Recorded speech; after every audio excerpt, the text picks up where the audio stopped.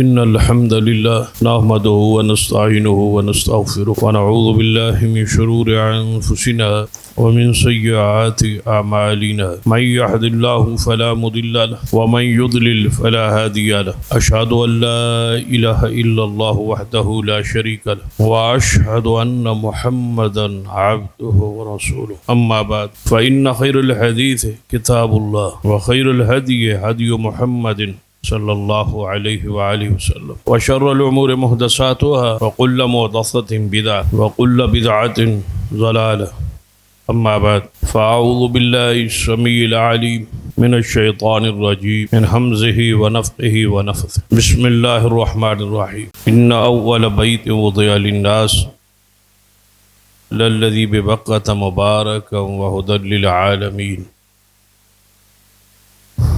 رب اشرح لي صدري ويسر لي امري واحلل عقدة من لساني يفقهوا قولي رب زدني علما سبحان ربك رب العزة عما يصفون وسلام على المرسلين والحمد لله رب العالمين.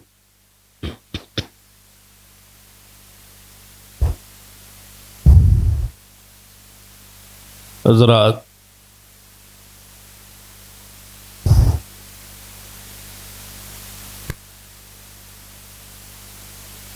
نبی رحمت صلی اللہ علیہ وسلم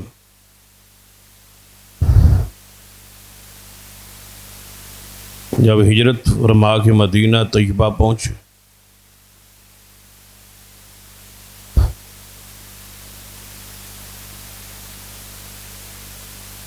تو آپ نے 16 یا 17 ماہ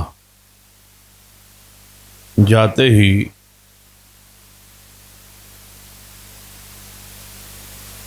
بیت المقدس کی طرف منہ کر کے نماز ادا کی.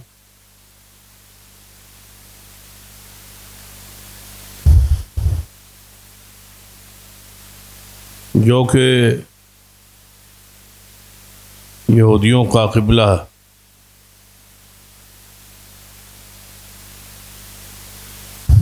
اس پر یہودی خوش تھے.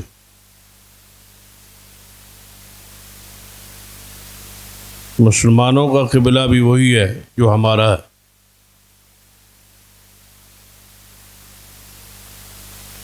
اور آپ کے علم میں ہے یہود اور نصارہ کی مخالفت کا حکم جو ہے بہت ساری عبادات اور معاملات رسول اللہ صلی اللہ علیہ وسلم نے فرمایا.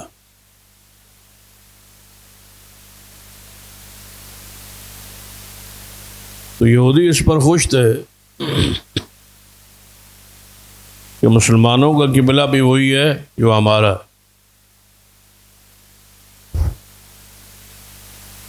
اور یہ بات رسول اللہ صلی اللہ علیہ وسلم کے لیے برداشت نہیں تھی. آپ کی خواہش اور چاہت یہ تھی کہ ہمارا قبلہ جو ہے وہ بیت اللہ. تو آپ کی اس چاہت کو، آپ کی اس خواہش کو قبول فرما لیا. قد نرى تقلب وجهك في السماء، ہم نے دیکھا کہ آپ کا بار بار چہرہ اٹھتا ہے آسمانوں کی طرف کہ ہمارا قبلہ جو ہے وہ بیت اللہ بن جائے. تو ہم نے آپ کی رضا اور آپ کو خوش کرنے کے قبلہ کو تبدیل فرما دی.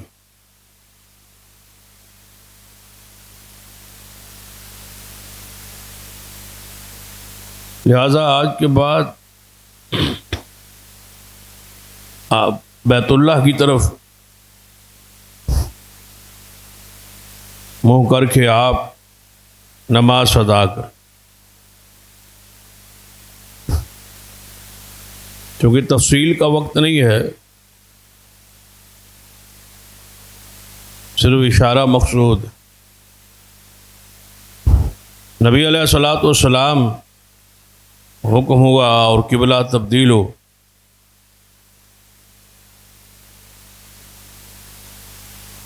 تو یہودیوں کے لیے یہ انتہائی پریشان کن بات،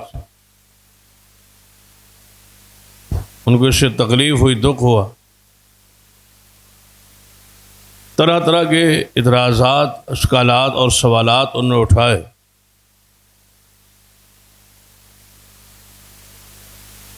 ان میں سے ایک اعتراض یہ بھی تھا کہ اس اللہ کی زمین پر سب سے پہلا جو قبلہ ہے وہ بیت المقدس، تو اس کو کیوں بدل دیا گیا ہے؟ اور مسلمان پہلے جب نماز ادھر منہ کر کے پڑھ رہے تو یہ ہمارے غصے اور ہمارے سے مخالفت کی وجہ سے ایسا ہو۔ تو ان کا یہ اعتراض، یہ شبہ، اس اللہ کی زمین پر سب سے پہلا جو قبلہ ہے وہ بیت المقدس ہے، اس اعتراض کو اس آیت میں دور کیا۔ فرمایا تاریخ سے تم یہ بات کہہ رہے ہو، یا تاریخ سی بات، ایک سنی سنائی بات بیان کر رہے، حقیقت یہ نہیں، اور تاریخ کی یہی حالت ہے، اور یہودوں کی عادت یہی ہے کہ تاریخ کو پڑھنا، اس کو مسخ کرنا، اور تاریخی روایت پر ہی ان کی مذہب کی زیادہ بنیاد۔ فرمایا تم اس تاریخ سے آگاہ نہیں ہو،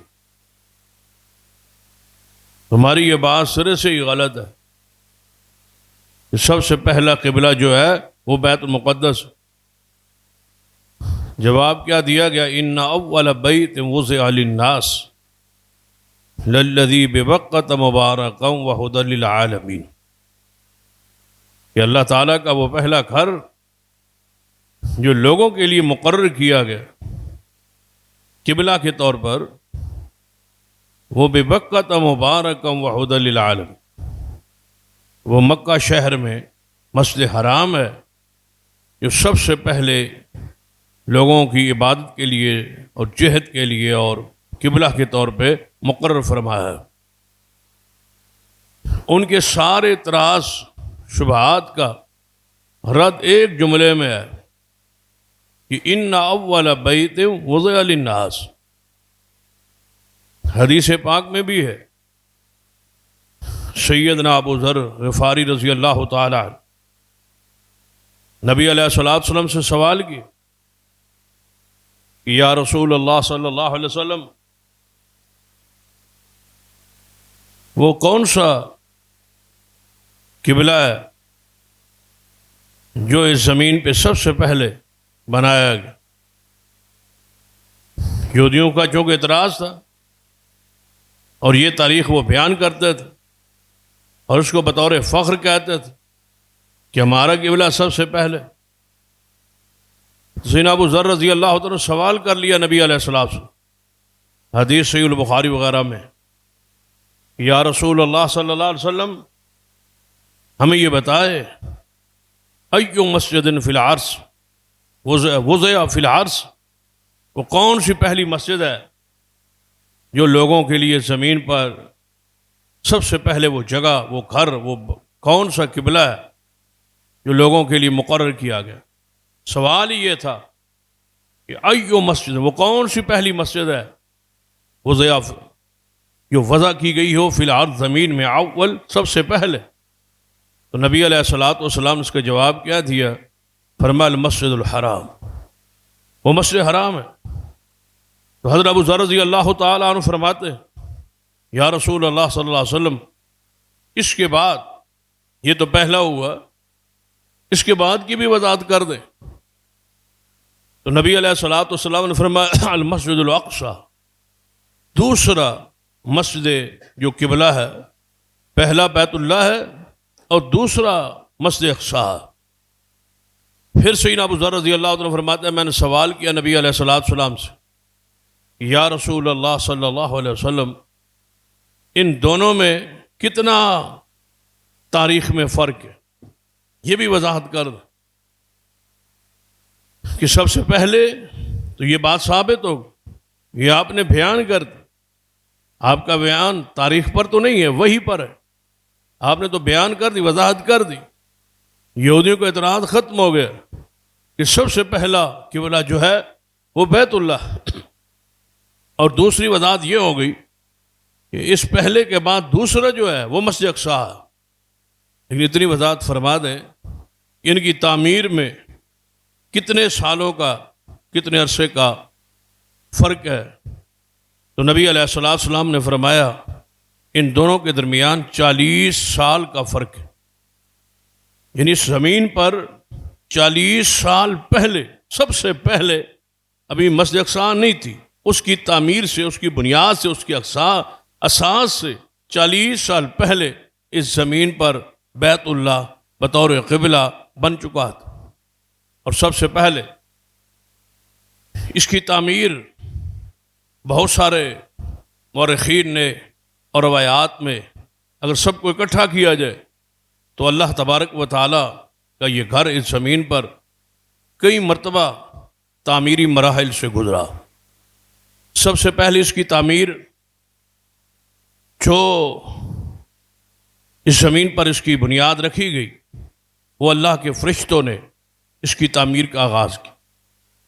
اللہ کے فرشتے جب انسان نہیں تھے، جب اس زمین پر انسان بسنے والے نہیں تھے، تو اس کی بنیاد اس وقت ہی بن گئی، اس کی تعمیر تو اس وقت ہی کر دی گئی تھی۔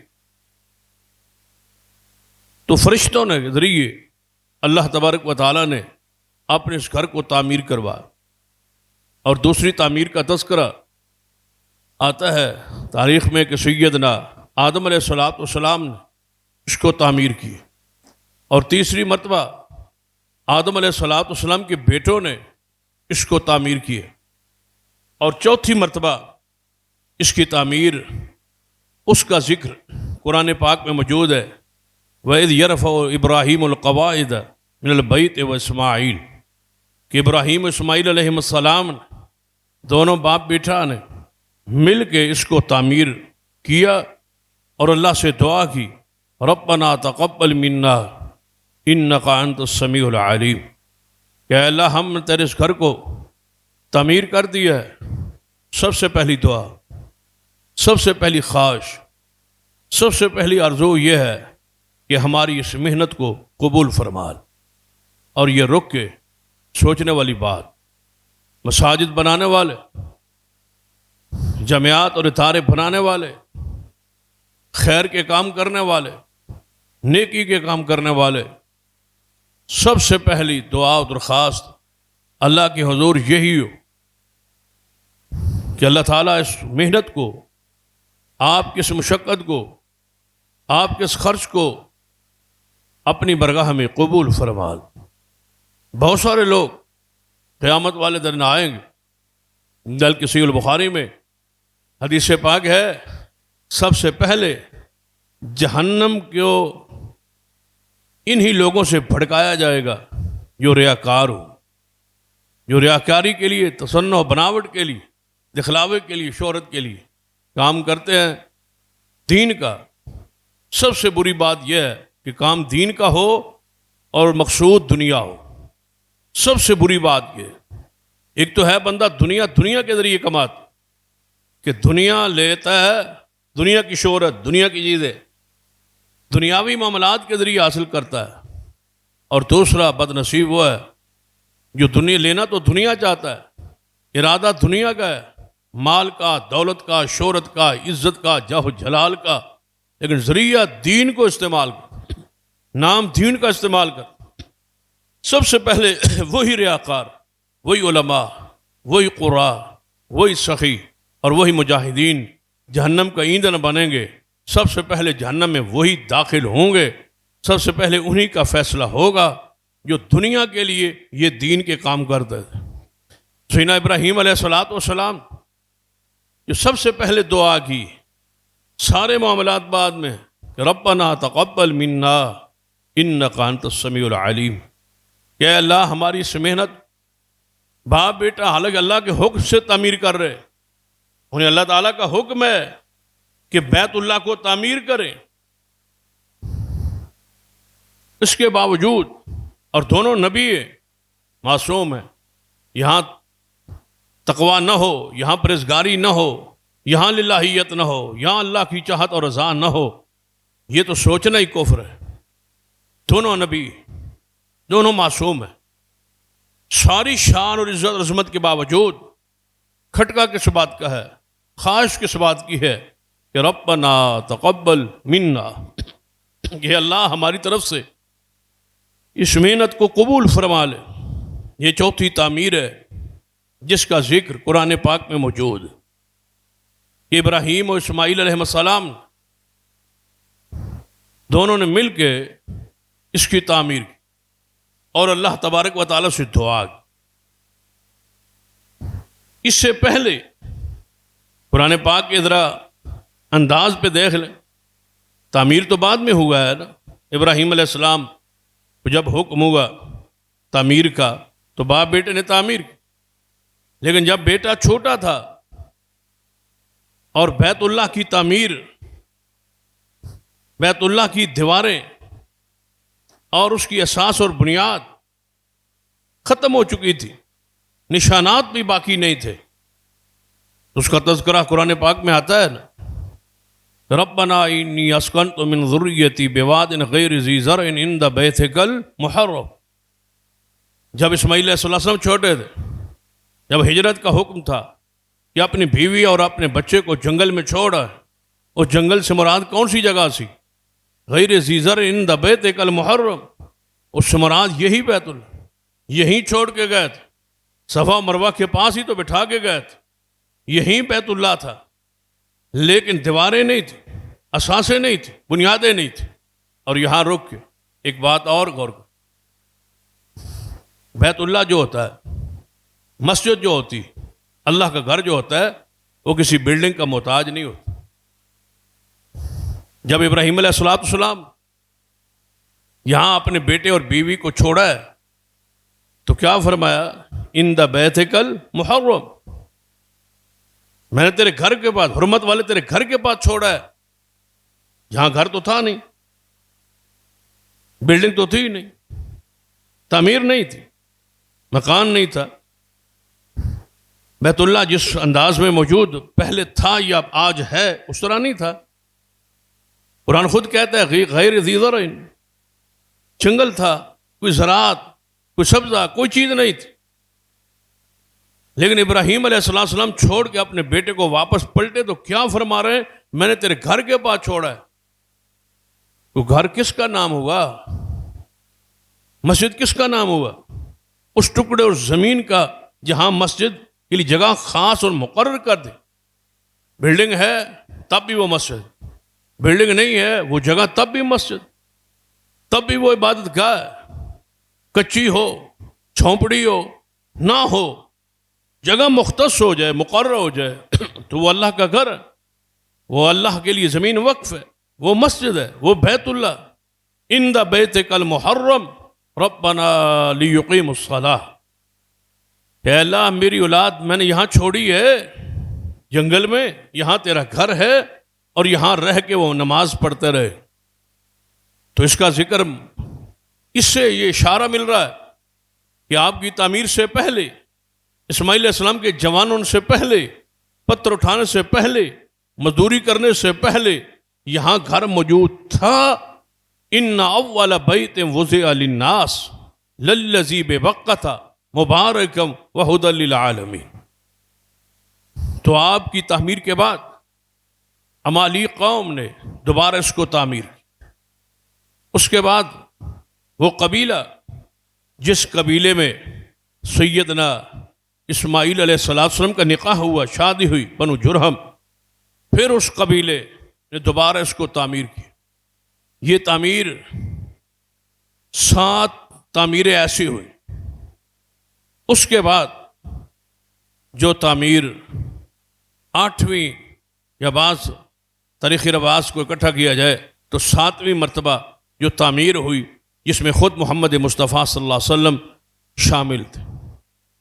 جو قریش نے کی، جو بنو ہاشم نے کی، یہ بیت اللہ کی تعمیر ہے جس میں محمد رسول اللہ صلی اللہ علیہ وسلم خود شریک ہے، شامل ہے، موجود ہے، جس کے لیے پورے مکہ مکرمہ میں اعلان کیا گیا کہ بیت اللہ کی تعمیر کرنی، اس کو اٹھانا ہے، تعمیر کرنی، اور بڑے قیمتی تختے منگوا کے اس کی تعمیر کا آغاز کرنا ہے، لیکن اس پر کمائی جو ہے وہ پاکیزہ ہو۔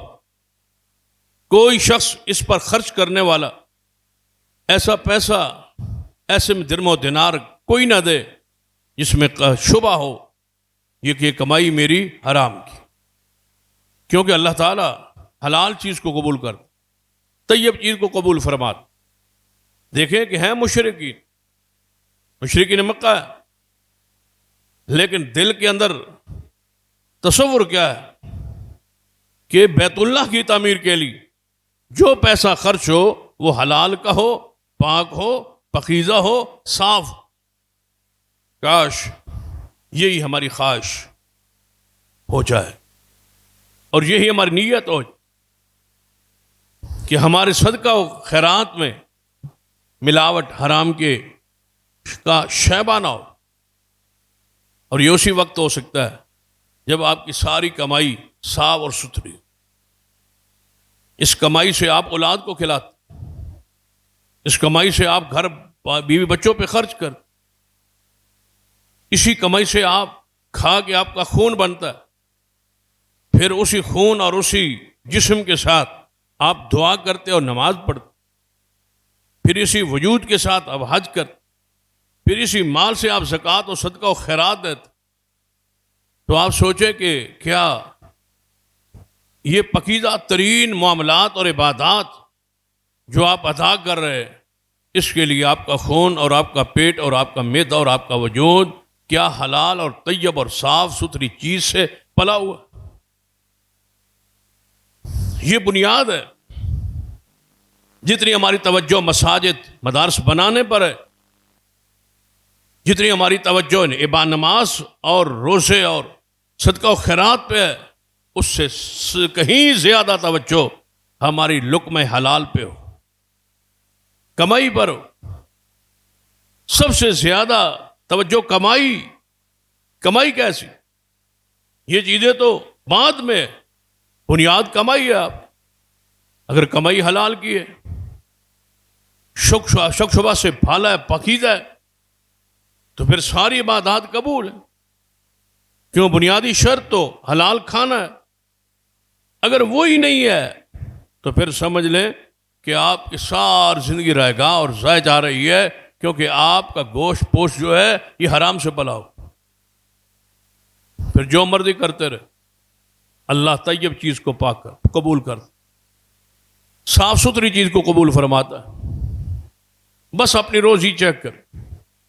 عبادات کا نچوڑ یہی ہے، ساری زندگی کا نچوڑ اور خلاصہ یہ ہے کہ جو کچھ کھا رہے ہیں، کما رہے ہیں، اس پہ غور کریں کہ کہیں ملاوٹ تو نہیں ہے حرام کی، آمیزش تو نہیں ہو۔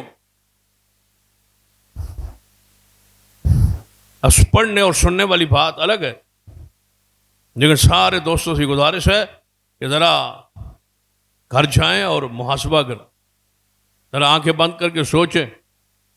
چرپائی پہ لیٹتے ہیں نا، جو کاروبار کا سوچتے ہیں، کبھی لقمے کا سوچیں کہ جو کچھ میرے گھر میں موجود ہے اس میں کوئی شبہ تو نہیں، ڈر ہو، کھٹکا ہو۔ وہ حدیث آپ کے ذہن میں نہیں؟ نبی علیہ السلام کے آپ نواسے کے ساتھ جا رہے تھے، سیدنا حسن ابن علی رضی اللہ تعالی عنہما، تو راستے انہوں نے کھجور اٹھا لی تھی، گری ہوئی کھجور تھی۔ یہاں تو ٹرالیوں کے پیچھے سے لوگ گنے پورے بچے ہمارے کھینچ لیتے ہیں اور چوس جاتے، اور کہیں کھانے کی چیزیں ہم کھا جاتے، ہم معمولی سمجھتے ہیں کہ شاید یہ بھی کوئی گناہ ہے۔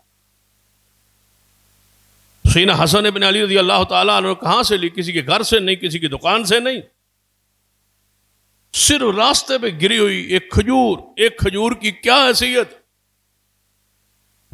یہاں تو پھر بھی کوئی حیثیت ہو سکتی ہے، مدینہ طیبہ میں جہاں کھجوریں عام ہیں،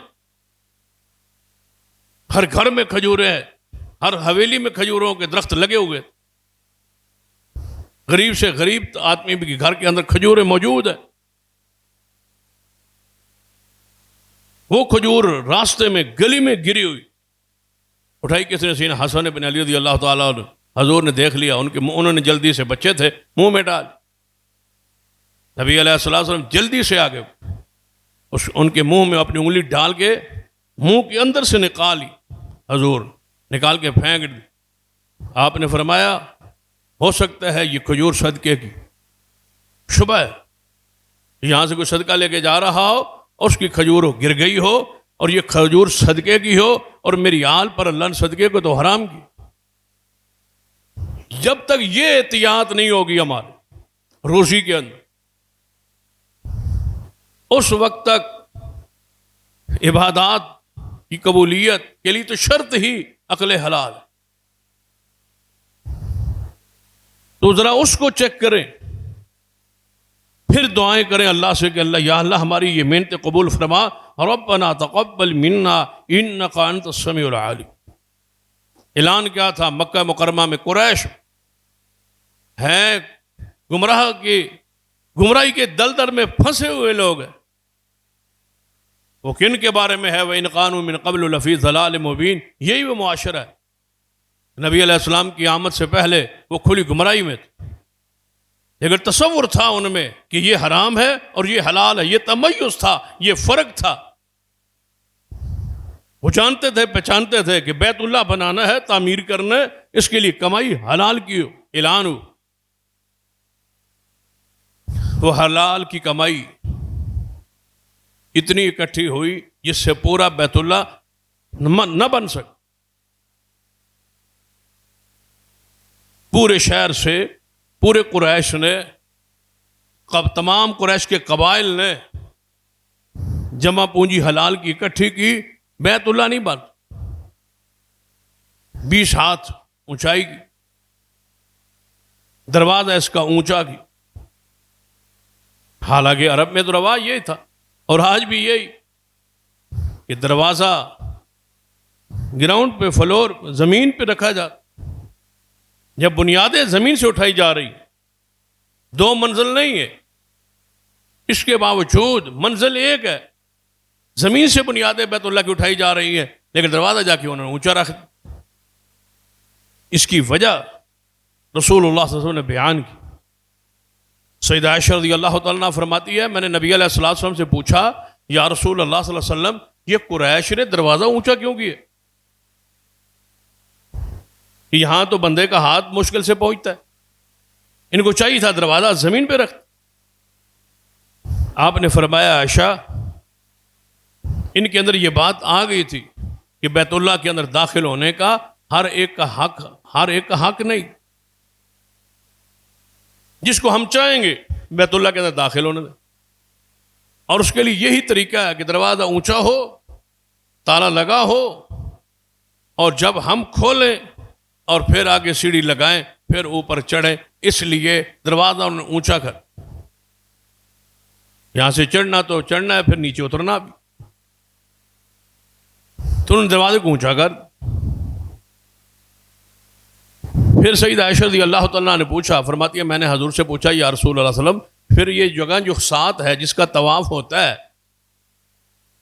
حتیم کا، جسے حتیم کا، جس میں آپ نے دیکھا ہوگا کہ لوگ اندر جا کے نماز پڑھتے، اس کے اندر داخل ہونا، اندر جا طواف اس کا بھی ہوتا ہے.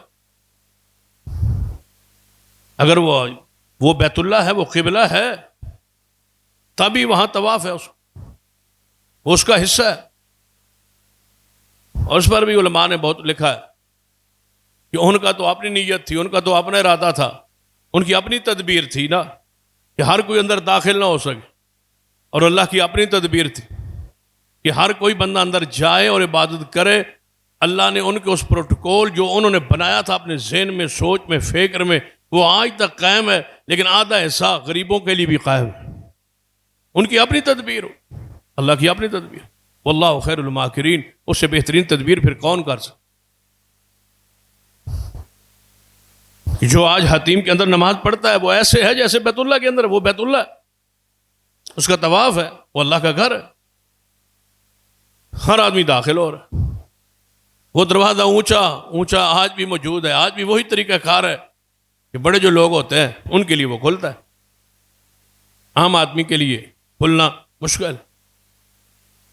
پھر نبی علیہ الصلوۃ والسلام نے فرمایا عائشہ رضی اللہ عنہ، اگر میرے بس میں ہوتا نا، آج بھی میں یہ چاہتا ہوں کہ بیت اللہ کو، عمارت کو گرا کے دوبارہ بناؤں، یہ میری خواہش، لیکن آپ کی قوم نئی نئی اسلام میں کوئی داخل ہوا ہے، یہ کہیں نفرت کا شکار ہو جائے، یہ کہیں اسلام سے نہ پھر، یہ ہمارے خلاف کوئی پروپیگنڈا ہی نہ شروع کر دے کہ محمد مصطفیٰ صلی اللہ علیہ وسلم آتے ہی بیت اللہ کو گرا دی، ہم نے بنایا تھا، ہم نے تعمیر کیا تھا، ہماری اینٹیں تھیں، ہمارے وہ پتھر تھے، ہمارے وہ تختے تھے، اور حضور نے آ کے ان کو جناب گرا دیا، اس لیے میں نہیں گرا، مگر میری خواہش اور چاہت یہ تھی کہ اس کو گراؤں اور اس کو دوبارہ تعمیر کروں اور اس کے 2 دروازے رکھوں۔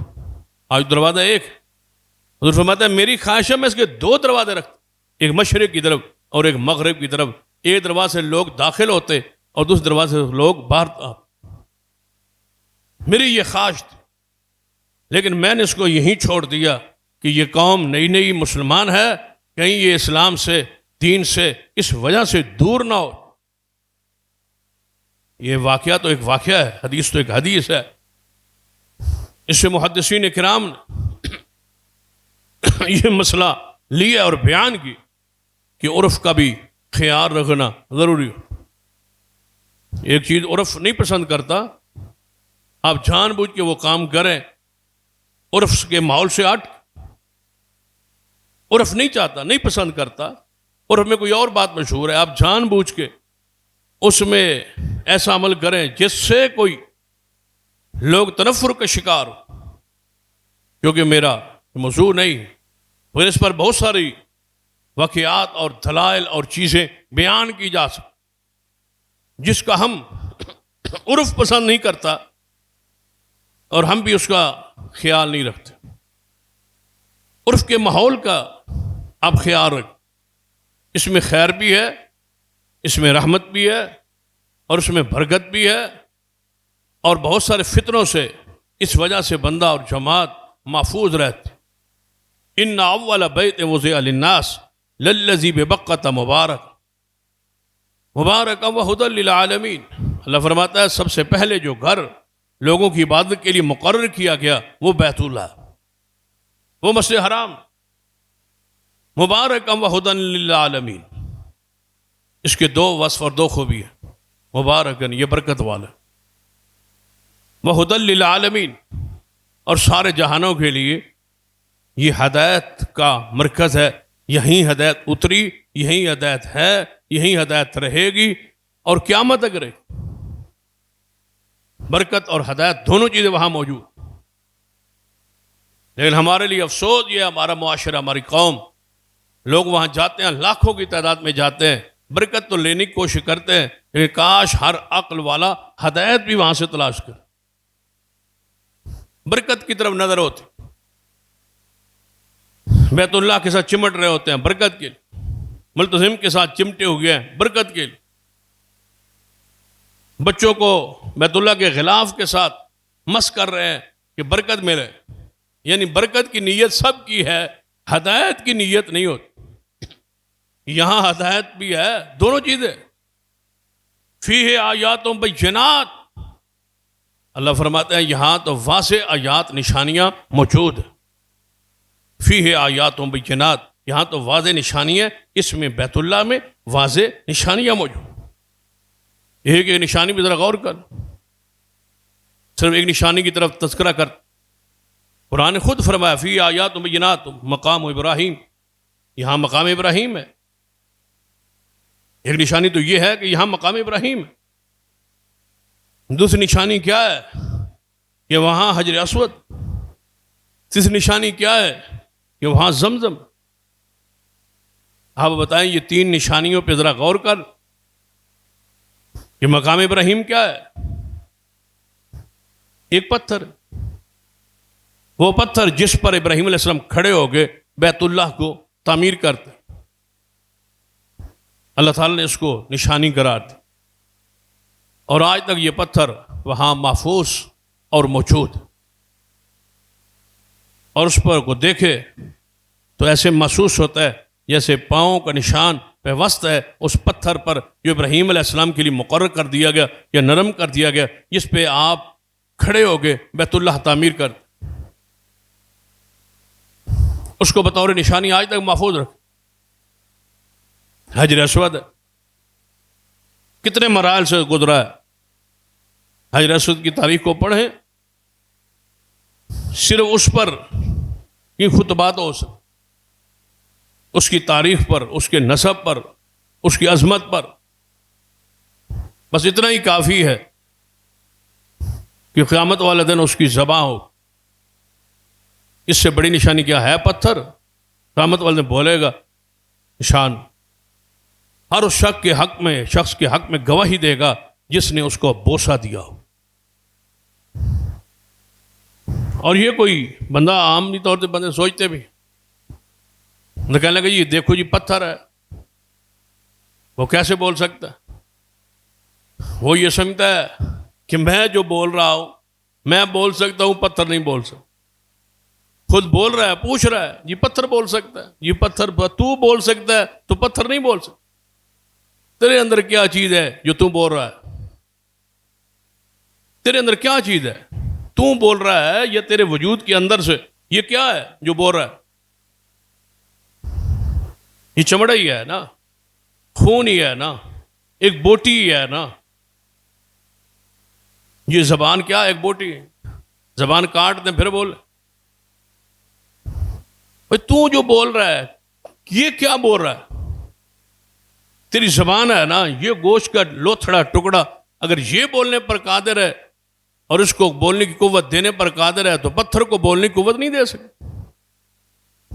اذا زلزلت الارض زلزالها واخرجت الارض اثقالها وقال الانسان ما لها، زمین کا ذرہ ذرہ بولے، اگر زمین کا ذرہ ذرہ بول سکتا ہے تو اس ذرے میں کیا یہ حجر اسود نہیں ہے؟ یہ زمین پہ نہیں ہے، یہ پتھر نہیں ہے، یہ نہیں بول۔ رسول اللہ صلی اللہ علیہ وسلم خود فرمایا کہ پتھر ہے مکہ مکرمہ، میں اس کو جانتا ہوں، میں جب اس کے پاس سے گزرتا تھا تو وہ مجھے سلام کہتا تھا۔ اس کی ہونٹ ہوں گی، اس کی زبان ہوگی، یہ سفارش کرے گا، یہ بولے گا۔ یہ تو عقل کے کورے ہیں لوگ جو قرآن پر یا حدیث پر اعتراض کرتے، اپنے وجود پہ نہیں غور کرتے۔ آپ ایسے بول رہا ہے جیسے وہ اندر کوئی اس نے مشین خود فٹ کی ہوئی ہے بولنے والی، یہ بول رہا ہے اور پتھر نہیں بول سکتا۔ حجر اسود بولے گا، فیہ آیات بینات، اللہ کی واضح اس میں نشانیاں موجود۔ بیت المقدس، بیت اللہ، مسجد حرام کے اندر کتنی اللہ کی نشان۔ زمزم کو دیکھ، ایک کنواں ہے اور فرشتے نے پر مارا، وہاں سے وہ نکلا، اسماعیل علیہ السلام وہاں لیٹے ہوئے، جہاں آپ کے پیر مبارک تھے وہاں کے پر مارا گیا، وہاں سے وہ نکلا کنواں، چشمہ، گنے کتنے 100 سال ہو۔ بور کیا ہے کسی نے؟ نہیں۔ نیچے کوئی ٹربائن کسی نے لگائی ہے؟ نہیں۔ کوئی بجلی کا سسٹم وہاں فٹ کیا ہے؟ نہیں۔ اگر وہاں کوئی چیزیں لگائی گئی ہیں یا فٹ ہوئی ہے تو یہ آگے پانی کی ترسیل، پانی کو آگے لے جانے بھیجنے کے لیے، چشمے کے لیے تو کوئی چیز درکار ہی نہیں ہے، چاہیے۔ ہزاروں سال بیت گئے، پینے والے آئے، پیتے رہے اور دنیا سے چلتے رہے، لاکھوں کروڑوں اربوں انسان اس سے استفادہ کرتے رہے۔ مجال ہے کہ اس کے سطح بھی گہری ہوئی ہو، پانی کی سطح نیچے ہو گئی ہو۔ فیہ آیات بینات، حدیث پاک میں اس کی نشانیاں، اس کی خوبیاں، اس کے اوصاف، زمزم کے اور محدثین کے تجربات، واقعات بے شمار موجود۔ اس سے تبرک، اس کا پینا، اس کی شفا۔ کتنے لوگ ہیں جنہوں نے کئی کنویں کو بطور شفا، اور ان کے پانی کو آب شفا قرار دیا، لیکن وہ دنیا کے سارے جھوٹ کا پلندہ تھے، کسی کی کوئی حقیقت نہیں تھی۔ دنیا میں ایک ہی پانی ہے جسے شفا رسول اللہ صلی اللہ علیہ وسلم نے قرار دیا، وہ آب زم، اس کے علاوہ اور کوئی پانی جس کی یہ برکات اور یہ مقام اور شان۔ تجربہ کر، یہ پانی کسی برتن میں رکھیں اور چند دن کے بعد برتن کی حالت اور کیفیت دیکھیں، اور زمزم کی دیکھ کے تجربہ کر کے دیکھ، نہ رنگ بدلے، نہ ذائقہ بدلے، نہ بو بدلے، اسی طرح محفوظ اور موجود ہے، پاکیزہ اور صاف۔ فی آیات و بینات، یہ وقت تھا طوفان نوح کی، یہ نظر ہوا اور یہ لوگوں کی نظروں سے اوجھل ہو گیا، غائب ہو گیا، پتھر اوپر آ گئے، دب گیا، لوگوں کو نہیں پتا۔ فی آیات و بینات، کتنی واضح تاریخ ہے۔ دلائل النبوہ کے اندر امام بہقی رحمہ اللہ انہیں ایک روایت بیان کی ہے اس حوالے سے، نبی علیہ الصلوۃ والسلام کے دادا جان عبد المطلب کے حوالے سے فرماتے ہیں کہ اس حدیث کے راوی سیدنا علی رضی اللہ تعالی فرماتے ہیں کہ میرے دادا زمزم کے پاس سوئے ہوئے، آپ کو خواب میں کہا گیا، آواز دی گئی کہ اے عبد المطلب، جہاں لیٹے ہو نا، یہاں پر ایک کنواں، ایک چشمہ ہے، ایک طیبہ پاکیزہ، اس کو کھودو۔ فیہ آیات و بینات، یہ اللہ کتنی واضح نشان ہے، یہاں سے کھودو۔ فرماتے ہیں وہ جاگ گئے، لیکن ایک خواب سمجھا، خواب ہے۔ دوسرے دن اپنے بستر پہ سوئے ہو، پھر خواب آیا، اے عبد المطلب، آپ کو کہا تو کیا ہے کہ اس کنویں کو کھودو، اس برہ کنویں کو کھودو، اس پاکیزہ اور خیر والے کنویں کو کھودو۔ فرماتے ہیں میں جاگ، میں نے پھر اس کو ایک خواب خیال ہی سمجھا کہ میں سوتا ہوں اور یہ آواز آتی ہے، کوئی بندہ آتا ہے، نظر نہیں آتا، آواز آتی ہے اور یہ کہا جاتا۔ فرماتے ہیں تیسری رات میں اپنے بستر پہ سویا، پھر وہی مجھے کہا گیا نام بدلے جا رہے۔ فرمایا وہ قیمتی، وہ عمدہ کنواں آپ کو کہا گیا اس کو کھودو۔ فرماتے ہیں یہ تیسری رات واقعہ پہ، چوتھی رات میں سوتا ہوں تو مجھے یہ تو پتا تھا کہ یہاں زمزم ہے، کنواں ہے، لیکن یہ دب گیا تھا، کسی کے علم میں نہیں تھا، کہتے تھے یہاں تھا، یہاں تھا، یہاں تھا، اب کون پہاڑ اور پوری جگہ کون کھودے اور کہاں سے مل۔ فرماتے ہیں چوتھی رات جب میں سویا تو مجھے کہا گیا اے عبد المطلب، آپ کو کہا تو کیا ہے، اب سی واضح نام لیا گیا، یہاں زمزم کا کنواں ہے، اس کو کھودو۔ کہا میں کیسے کھودوں، کہاں کھودوں، مجھے کہا تو جا رہا ہے، یہ کہاں سے کھودوں۔ فرمایا آپ بیت اللہ کے قریب جائیں تو صحیح، وہاں ایک جگہ ہے جہاں سفید کوے نے انڈے دینے کی جگہ بنائی، وہاں کووں کا جوڑا رہتا ہے اور وہ زمین پر انہوں نے جس کے پاؤں سفید ہوتے ہیں وہ کوہ ہے، وہاں اس کے انڈے موجود۔ ساتھ ہی کسی بندے نے کوئی جانور وہاں ذبح کیا ہے، وہاں خون موجود، ایک طرف گوبر پڑا ہے۔ تھوڑا سا اور آگے بڑھیں گے تو ایک چیونٹی کا سوراخ ہے، اور چیونٹی کا لشکر وہاں موجود ہے۔ یہ چار نشانیاں ذہن میں رکھو اور اٹھو اور کنواں کھودو، ہم گارنٹی دیتے جب یہ آپ کنواں کھودیں گے یہ پانی ختم بھی نہیں ہوگا اور پانی گہرا بھی نہیں ہوگا۔ سردار عبد المطلب فرماتے ہیں میں اٹھا، یہ رسول رحمت صلی اللہ علیہ وسلم کی دادا جان فرماتے ہیں میں نے جو ہے ہتھیار پکڑے جگہ کو کھودنے کے لیے، اور میں اس جگہ کی تلاش میں چاہتا جاتا، جیسے مجھے خواب میں وہ منظر دکھایا گیا تھا ویسے ہی وہ جگہ موجود. میں کیا دیکھتا ہوں وہاں خون ہے, وہاں چونٹیوں کی ہے, وہاں انڈے پڑے ہوئے ہیں, وہاں گوبر ہے. میں نے اس کے درمیان سے جگہ کھودنا شروع کیا. بس تھوڑی جگہ کھودنے کی ہی دیر تھی, نیچے مجھے اس کی منڈیر, اس کا کنارہ جو ہے کھودنے کے بعد نظر آیا. تو اونچی آواز سے کہا اللہ اکبر. قریش دوڑے, کئی قبائل تھے, یہ بنو ہاشم تھے, عبد المطلب کا تعلق بنو ہاشم سے.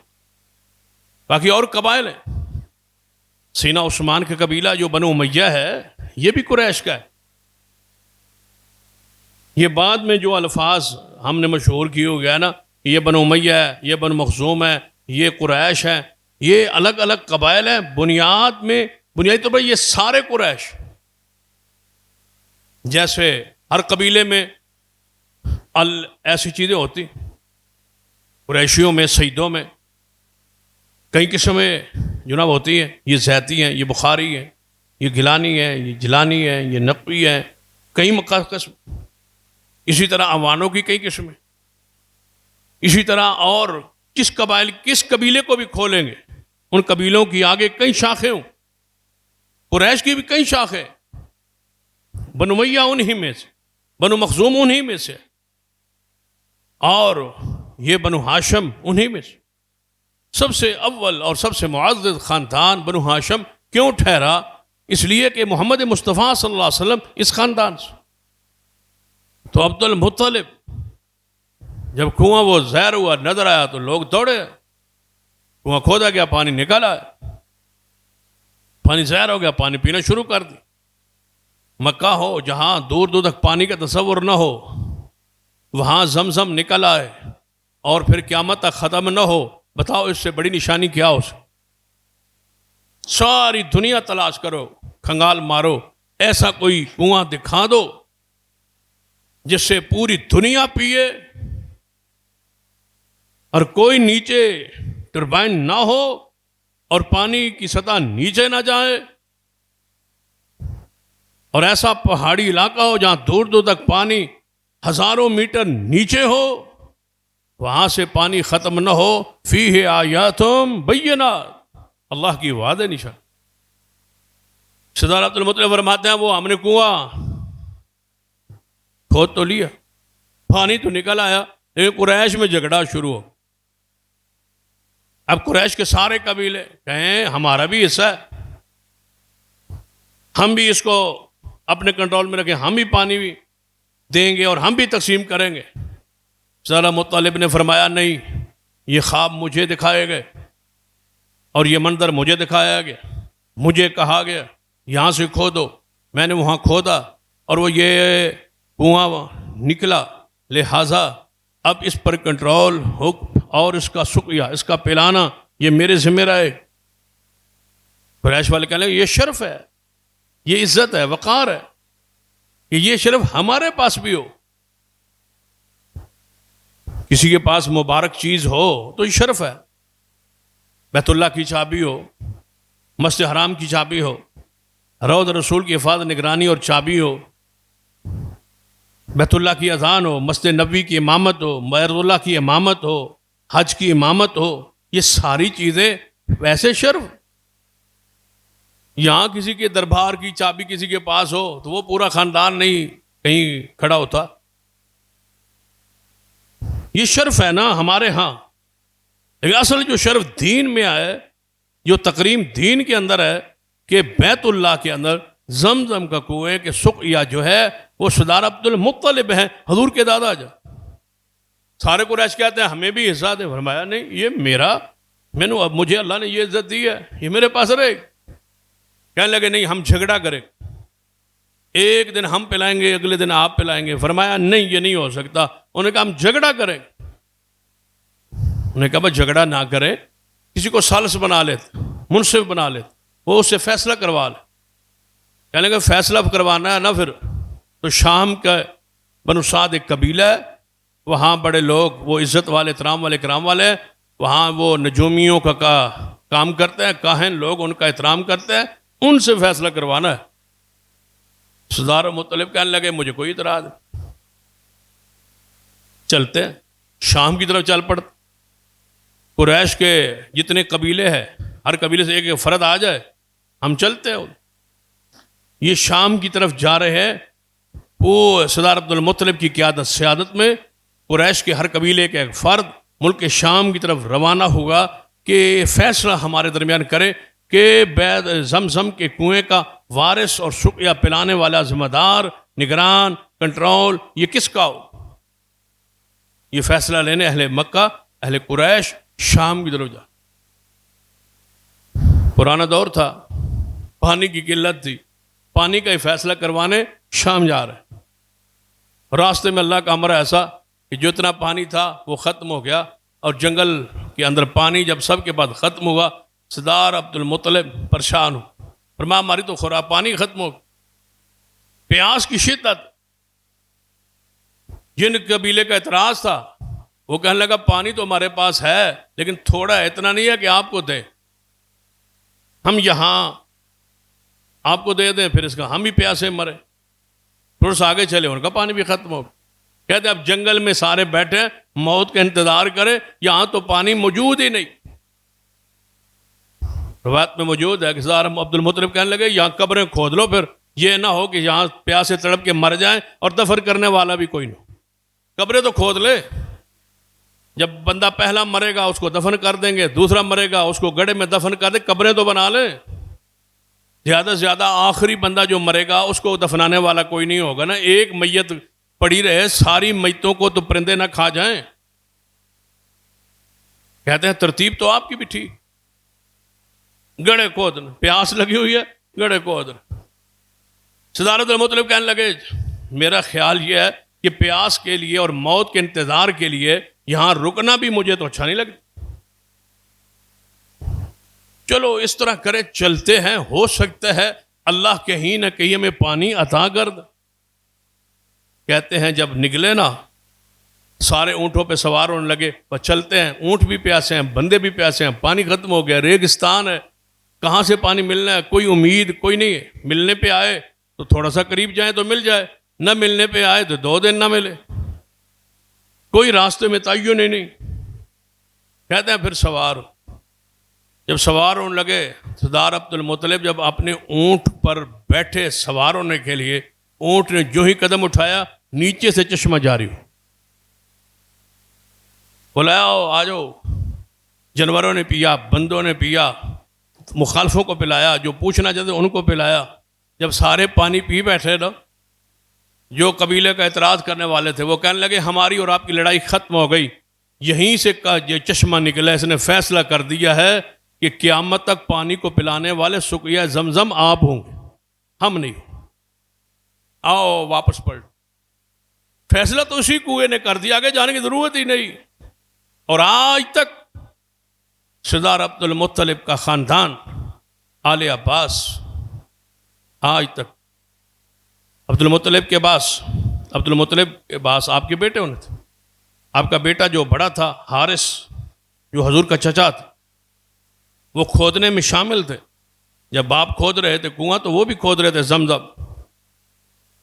اب فیصلہ کیا ہو، واپس آئے، بھائی پانی پلانے کی ذمہ داری، زمزم کی نگرانی عبد المطلب کی آل کے پاس رہے گی۔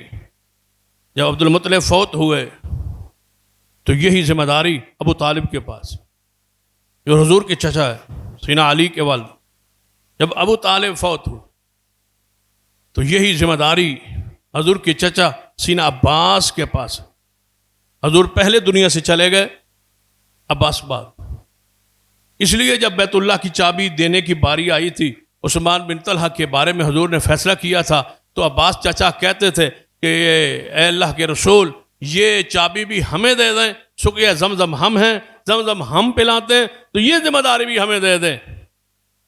تو حضرت حضور نے فرمایا تھا چچا 2 عہدے ہم ایک گھر میں نہیں دیا کرتے، یہ ایک عہدہ، ایک منصب آپ کا ہے نا، اللہ آپ کو اس کو مبارک کرے، یہ عہدہ آپ کو نہیں مل سکتا، یہ منصب آپ کو نہیں ملے۔ وہ عثمان بن طلحہ کو ملا، اسی خاندان کو ملا، بنی شیبہ کو ملا، اور یہ اس کا تعلق بھی قریش سے، فرمایا ان کو ملا، یہ اللہ کی امانت تھی ان کے حوالے، لیکن سقیہ زمزم آپ ہیں، اور آج تک آل عباس کے پاس اس کی ذمہ داری موجود ہے۔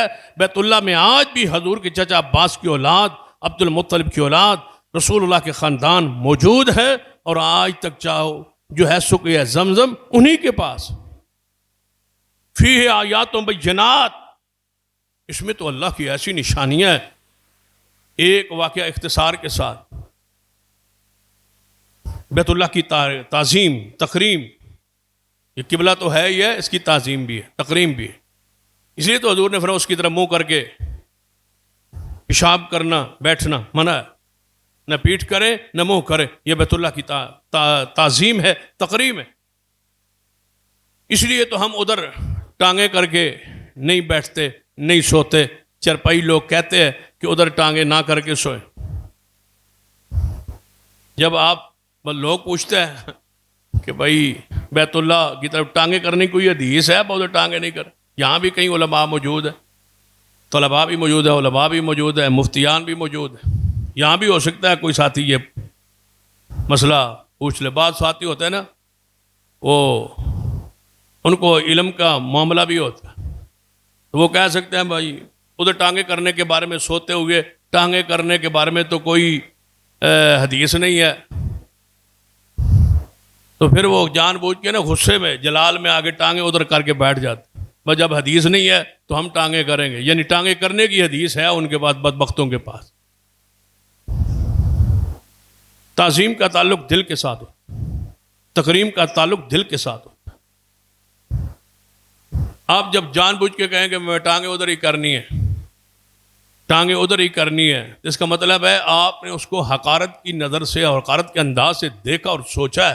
عرف نہیں پسند کرتا، آپ نہ کریں۔ سب سے بڑی دلیل تو عرف ہے نا، عرف نے کہہ دیا، اس حوالے سے دلیل ہے، عرف نہیں پسند کرتا۔ آپ ٹانگیں ادھر لازمی کرنی ہے، کیوں کریں؟ مسلک اور منہج اور جماعت کو نقصان دینا ہے، پہنچانا ہے۔ عزت لوگ کرتے ہیں، ان کو کرنے دیں، آپ بھی کریں۔ یاد رکھیں بیت اللہ کی طرف چرپائی کی ٹانگیں کر کے سونا ہمارا مسلک نہیں ہے، ہمارا منہج نہیں ہے، ہمارا عقیدہ نہیں ہے، ہماری دعوت نہیں ہے، ہمارا یہ پیغام نہیں ہے، ہم نے کبھی اس پر کوئی تقریر نہیں کی۔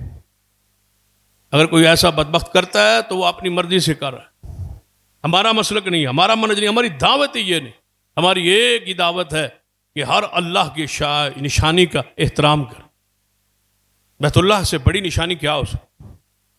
اس کی تعظیم کریں، اس کی تکریم کریں، اس کی عزت کریں، اس کا احترام کریں۔ نبی علیہ السلام نے دیکھا بیت اللہ کی جو دیوار تھی نا، بیت اللہ کی طرف مسجد نبوی کی جو دیوار تھی، اس پر تھوک کے نشانات۔ رسول اللہ علیہ وسلم نے خود اس کو صاف کیا، اپنے ہاتھوں سے اس کو کھرچا اور صاف کیا۔ پھر آپ نے فرمایا کہ بیت اللہ کی طرف منہ کر کے تھوکنے سے رسول اللہ نے منع کیا، روکا۔ تھوکتے کس سے؟ منہ سے۔ حضور نے اس سے بھی روکا ہے، بلکہ آپ کو بتلایا گیا فلاں شخص جو ہے وہ فلاں مسجد کا امام ہے اور بیت اللہ کی طرف منہ کر کے تھوکا ہے، تو حضور نے فرمایا اس کو امامت سے ہٹا دو، وہ امامت کے لائق نہیں ہے، جس کو بیت اللہ کی عزت کا پتہ ہی نہیں، اور اس کو ہٹا دو امامت سے۔ نبی علیہ السلام نے فرمایا، ابو داؤد وغیرہ میں حدیث ہے، آپ نے فرمایا قیامت کا دن ہوگا، جو بیت اللہ کی طرف منہ کر کے تھوکتا ہے نا، اس کی تھوک قیامت والے دن ان دو آنکھوں کے درمیان چمٹی ہوگی اور یہ اللہ کے سامنے پیش ہوگا۔ یہ بلغم، یہ گند، یہ تھوک چہرے پر، ماتھے پر ہوگی، نشان ہوگا، یہ وہ گستاخ ہے، یہ وہ بے ایمان ہے، یہ وہ بندہ ہے جو بیت اللہ کی عزت نہیں کرتا تھا، اس کی طرف منہ کر کے تھوکتا تھا۔ بیت اللہ کی عزت اور احترام اور اکرام اپنے دل میں بٹھائے۔ جو واقعہ پیش کر رہا تھا یہ بھی واقعہ قریش کا ہے، اختصار کے ساتھ، واقعہ لمبا ہے، اختصار جو بات مدعا سے متعلق ہے وہ بیان کرتا۔ قریش میں سے، بنو ہاشم میں سے ایک شخص قریشی کی کسی دوسرے قبیلے کے ساتھ ملازم ٹھہر۔ یہ ملازمت میں، سفر میں، تجارتی سفر میں اپنے مالک کے ساتھ، جس قبیلے کا یہ ملازم تھا ان کے ساتھ یہ جا رہا ہے۔ اونٹ ہے، اونٹوں پر سفر ہے، تجارتی سفر ہے، شام کی طرف، یمن کی طرف یہ جا رہے۔ پروگرام تجارت کا ہے، راستے میں ایک اونٹ کی بوری کی جو رسی ہوتی ہے جسے منہ باندھتے ہیں وہ ٹوٹ گئی اور اس کا اناج نیچے گرنا۔ تو دوسرے قبیلے کے بندے نے کہا اس ملازم سے، لمبی قطار ہوتی تھی اونٹوں کی، لمبی قطاریں تھی، سینکڑوں اونٹ تھے، اس نے کہا یار ایک رسی دے دیں تاکہ میں اس کے منہ کو باندھ دوں۔ اس نے کہا میرے پاس رسی نہیں ہے۔ انہوں نے کہا اتنے اونٹ ہیں، کسی اونٹ کی رسی دے دے یار، اونٹ تو نہیں نا بھاگے گا سارے اونٹوں کو چھوڑ کے، تو یہ جنس تو گر جائے گی۔ اس نے کہا بات تو آپ کی ٹھیک ہے، رسی کھولی اونٹ کی، اس کو دے۔ جب رسی دی نا اس کو تو اونٹ پیچھے پہ چلتا ہے۔ شام کی وجہ جہاں پڑاؤ تھا سارے اونٹوں کو باندھا، اس کے بعد تو رسی نہیں دی، ایک اونٹ۔ مالک نے پوچھا اس کی رسی کہاں ہے؟ اس نے کہا میں نے ایسے ایسے دے دی تھی۔ مالک کو چڑھا غصہ، اس نے لکڑی لی اور اس کو مارنا شروع کیا۔ مارا اس قدر کہ وہ زخمی بھی ہو گئے اور بیماری زخم اس کے بڑھ گئے اور پریشانی کا معاملہ۔ وہاں سے ایک یمنی قافلہ وہاں سے گزرتا ہوا آگے کراس کرتا ہوا جا رہا، یہ زخمی پڑا ہے۔ یہاں وہ لوگ رکے تو یمنی اس کے پاس آیا، دیکھا یہ زخمی بندہ پڑا ہے۔ اس نے کہا آپ کو کس نے مارا؟ اس نے کہا مجھے میرے مالک نے مارا ہے اور میں زخمی ہوں اور وہ اپنے خیمے میں۔ میری ایک امانت دیانت سے ایک بات نوٹ کر لے، مکہ تو جاتا ہے؟ اس نے کہا مکہ جا تو نہیں رہا لیکن جاتا رہتا ہوں کسی نہ کسی سال میں۔ فرمایا جب بھی تیرا مکہ جانا ہو نا، آپ نے مکے میں جا کے اعلان کرنا ہے کہ اے قریش والو، قریشیوں کو آواز دینی، جب قریش آ جائیں تو پھر کہنا ہے آپ میں سے جو بنو ہاشم ہے وہ آگے آئے، جب بنو ہاشم آگے آ جائیں تو پھر آپ نے کہنا ہے آپ میں ابو طالب کون ہے، جب سردار ابو طالب آگے آئے تو ان کو جا کے کہنا کہ میرے مالک نے مجھے مارا ہے، اگر میں مر جاؤں تو بدلہ اس سے لینا۔ یہ میرا پیغام پہنچا۔ یہ پیغام لے کے اس نے کہا اگر میں گیا کسی سال بھی گیا، چاہے 10 سال بعد جاؤ، یہ بات میں ضرور بتلاؤں، نوٹ کر۔ مالک واپس آیا، تجارتی قافلہ، انہوں نے کہا ہمارا بیٹا، ہمارا بندہ، اس نے کہا وہ بیمار ہوگا، علاج معالجہ کرتے رہے، فوت ہو۔ بات آئی گئی ہو گئی، گزر گئی، 2-4 سال گزرے، وہی بندہ، وہی گواہ، وہی بندہ بیت اللہ میں آ گیا۔ اس نے آواز دی قریش آئے، بنو ہاشم آئے، سردار ابو طالب ہے۔ اس نے کہا آپ کا بندہ اتنے سال پہلے یہاں سے گیا تھا، گیا وہ واپس آیا، اس نے کہا وہ تو فوت ہو گیا، سنا ہے؟ فرمایا وہ مجھے پیغام یہ دے کے فوت۔ سردار ابو طالب نے اس بندے کو بلایا، تیرے پاس ہمارے قبیلے کا بندہ تھا، تو نے واپس آ کے کہا وہ مر گیا، ہم نے علاج کرتے رہے، جبکہ معاملہ ایسا نہیں ہے۔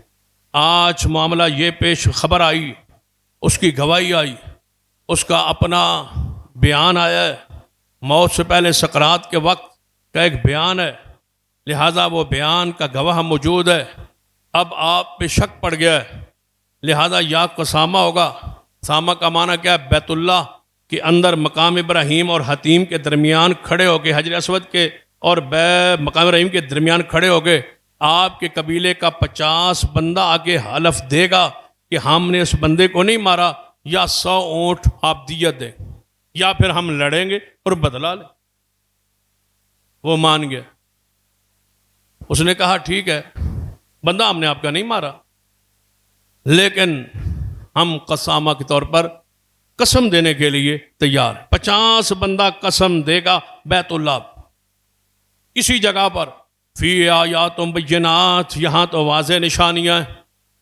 بیت اللہ کے اندر یہ 50 بندہ حلف دے گا، فرمایا 50 بندہ اپنے قبیلے سے مختص کرو، مختص ہوا، لسٹ آئی، یہ 50 بندہ آپ کو حلف دے گا کہ ہم نے یہ بندہ نہیں مارا۔ ایک عورت بنو ہاشم کی جو اسی قبیلے میں بیاہی ہوئی تھی، اس کا ایک جوان بیٹا تھا، اس کا نام بھی آ گیا۔ وہ عورت آئی سردار ابو طالب کے پاس رات کے وقت، فرمایا میرے بیٹے کا نام قسم میں آ گئے۔ اب قبیلے کی عزت وقار کا مسئلہ ہے کہ ہم نے سب نے قسم دینی ہوتی، لیکن یہاں بیت اللہ کا معاملہ ہے، معاملہ مشکوک ہے، ہم قسم نہیں دیتے۔ آپ اللہ کے لیے، ہم غریب لوگ ہیں، میرے بیٹے سے قسم نہ لیں، کہیں اللہ کی پکڑ نہ آ جائے۔ بیت اللہ سے جھوٹ میں ایک جھوٹی قسم دے کے کون پار لگ سکتا ہے؟ کون نجات پا سکتا ہے؟ کون ذلت رسوائی سے محفوظ رہ سکتا ہے؟ لہٰذا آپ ہمارے سے ہاتھ اٹھا لیں۔ سارا ابو طالب نے وعدہ فرما لیا، سویرے کہا اس لسٹ میں سے فلاں جوان اگر قسم نہ دے 49 بندوں کی قسم ہم قبول جناب کر لیں گے۔ اگلی رات جناب ایک اور قبیلے کا فرد پہنچا، کہنے لگا سردار ابو طالب 50 بندے اگر حلف دیں تو آپ تو قبول کر لیں گے، تو اگر 100 اونٹ دیت دیں تو ہر بندے پر 2 اونٹ آتے ہیں، میں 2 اونٹ دے سکتا ہوں لیکن حلف نہیں دے سکتا، میرے حصے کے 2 اونٹ قبول فرما لیں۔ سردار ابو طالب نے 2 اونٹ قبول فرما لیے، فرمایا باقی 48 افراد آ کے یہاں حلف دیں تو مجھے قبول ہے۔